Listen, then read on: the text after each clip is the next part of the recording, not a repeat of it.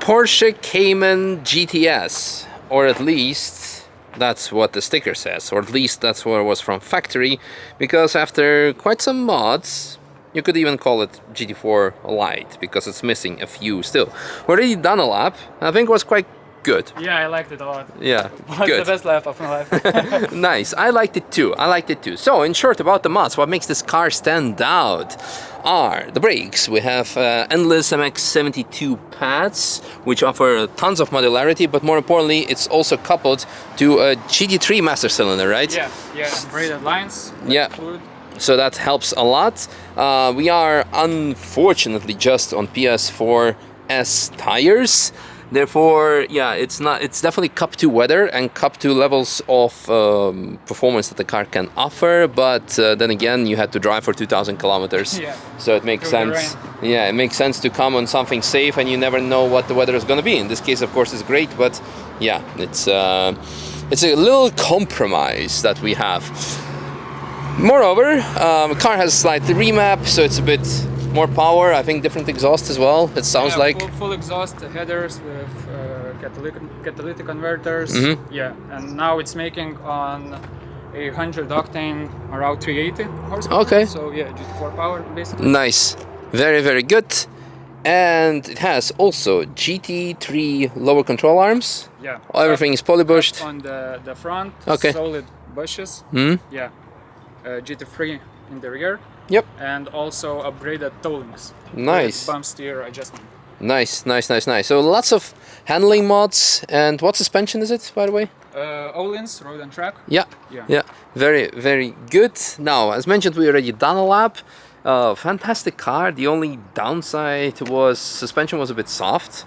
So there was still a bit of like body movement when you go through like corners where you would want it to be a bit more stiffer, but that's a setup work.